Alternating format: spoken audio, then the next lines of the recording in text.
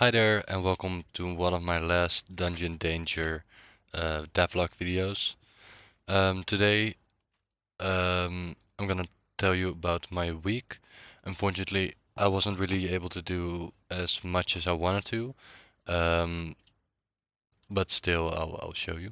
So first things first, the dungeon. Let me just turn this off so you can see it a little bit better. Which one is it? This one. I changed the layout of the dungeon a little bit. As you can see, normally this was the starting room, the platforming section, but I decided to move it a little bit further. Well, actually didn't move the location, but I added stuff to the front of it. So first thing first, you come into this room and you have a little bit of an explanation about walking around, and it points to the control menu in the pause screen, so you can take a look yourself if you want to. Then it's going to tell you that you can interact with certain objects like this door over here. So it's going to force you to move through this door so you understand how the interacting works before you move on. Then what I noticed during the test playing is that I only had one enemy and I put it way uh, yeah, at the end of the dungeon, which made the combat really unclear. So I decided right away in the second room I'm gonna have a little bit of a fight with just two bats, so you can get to know about the targeting system, about attacking with the left mouse and the right mouse for blocking, which is a new thing. I think I added that last week, so you should have seen that if you watched the last video. So that's it. You defeat the enemies, then you're able to move on to the next room. It's gonna tell you about save points. Um, there were some pots earlier, so if you've broken them, then you probably have some coins. And otherwise, if you come up here, there are some more coins in these pots, which have guaranteed spawn rates. So yeah, it's always gonna spawn at least um, some coins. And then you can interact with the statue, and then it's going to show a little bit of a pop-up saying that you saved the game. I'll show you how the saving system works in a little bit. And then afterwards, there's a door over here that says that some requirements are different for different doors. So for example, this one, you need to light all the torches, which is pretty straightforward. But just to let the player know, not every door is going to be locked by key or just going to be free to open. Then, like I said, I changed around this little platforming section. Before these platforms were a little bit smaller, and the difference in height was a little bit bigger, so it was a little bit harder to complete actually.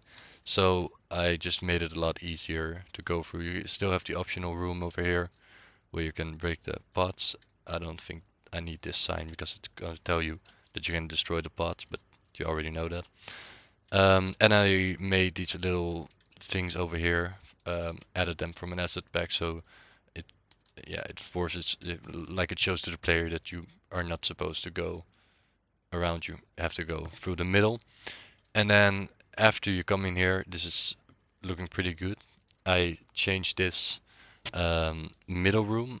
As you can see, I also added a lot of textures and little details to all the other rooms. It's not completely to my satisfaction yet. As you can see, there's some problems with the normals over here, stuff like that. I'm not sure if I'll be able to fix this because I think this is more like a Pro Tools problem, the way the phases are laid out. I'm not sure if I can fix it, but we'll see. And yeah, this didn't really change all that much. I added a little light through the roof, and during playtime there's also some particles coming down, which I'll show you in a little bit. This room is basically the same. Change some textures, and then there is actually a room over here. It still says that it's in development because I wanted to make a um, puzzle with moving blocks, or actually like a moving stair. So you have to push around this block, and I did make a pushing block mechanic in the first weeks, but it still isn't really working the way I wanted to. So I'll save that for later. See if I can do that next week, and then you're supposed to go up here, and then the final thing, this thing, is gonna be right over there. Um, then I also changed this room around here. So first you go up the tower, unlock do the little puzzle thingy, and then you come over here and you have this room. I'm pretty pleased with the way this looks, because I really wanted a outside place. Let me just turn this on real quick so you can see how it's supposed to look. So I changed these platforms around a little bit as well, because in the playtesting, the first level I made was just way too hectic and there wasn't really a pattern. These blocks will always line up with each other, so you don't have to wait for them to sync or have to be lucky or anything. You can just, yeah, predict the behavior, which is way better. Then when you reach this point, I made a little hitbox over here, so when you reach this point, activate this stair. You can also, if you drop down afterwards, you will be teleported over here. And I also made this little platform which has some specific behavior that if you come over here, you can activate it. It isn't interactable.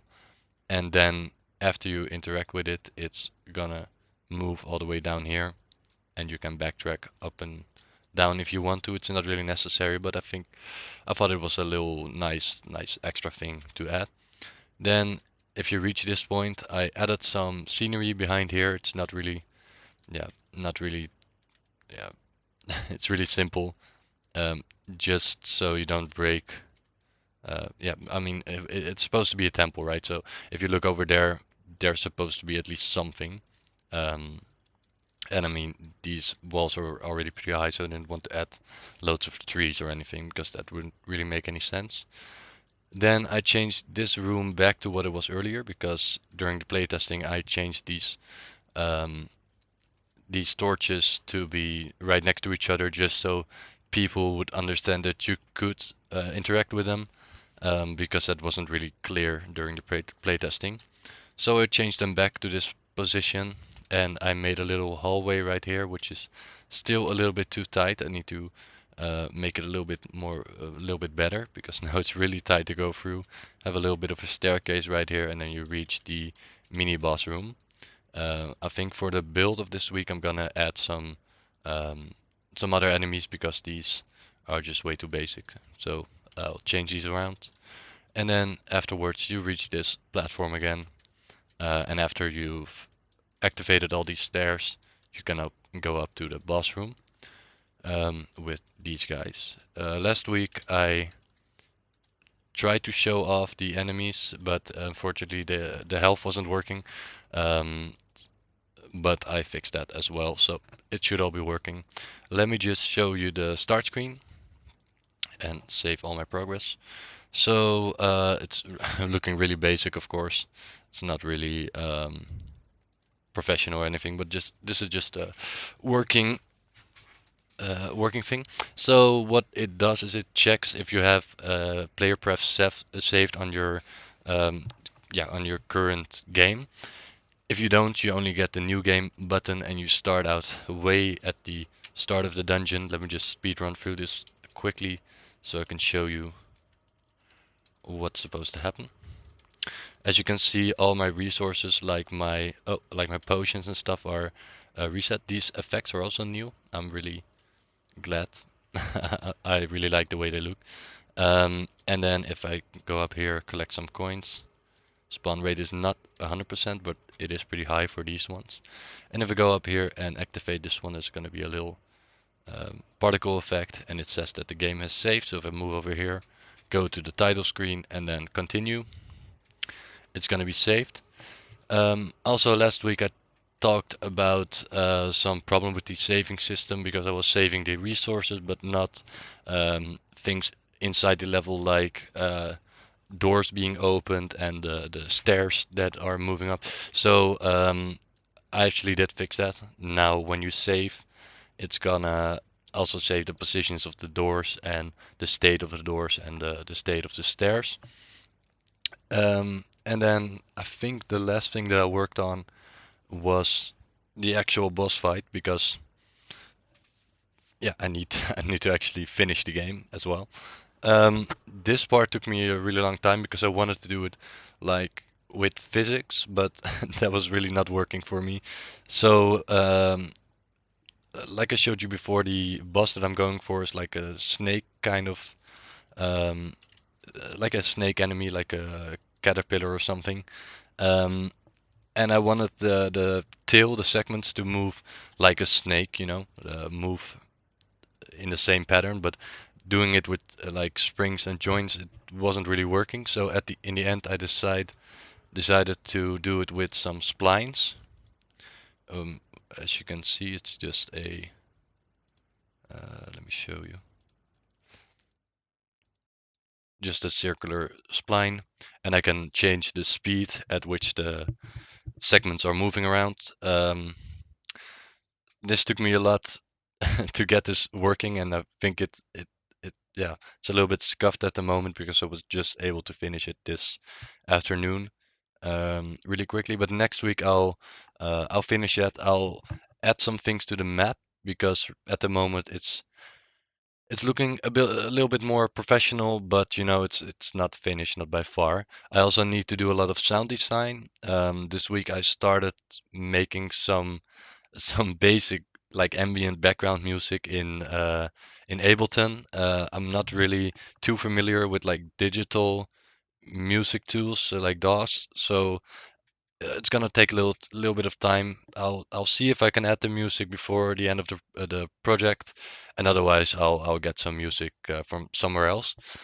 Um, I think that's about it. Let me just pull up my thing real quick. So this is what I'm working on right now. The map, the tutorial and area, and the platforming section are basically done. And I'm gonna need to add some health to the boss fight. The boss fight, the add damage and some different phases. The phases are gonna be really, yeah, really easy. They're just gonna be different splines. With like different movement sets and different speeds. So it's not going to be too hard. Then next week I'll need to make another build. I'm going to make a build today, but I'm going to change some things around for next week's build. And then I'll be able to do another playtest run. And after that, I mean, if the boss fight is ready and I don't need to make any more changes for the map, then I'm pretty much done. So after that, I'm only gonna change around with the map, make everything look pretty, and add some sounds. And I think then I have to call it like quits and work on debugging and some optimization. But I think it's gonna work out. I still have 2 weeks left, so I think I'll just show you next week how far I've gotten, and then we'll see. All right, see you next week.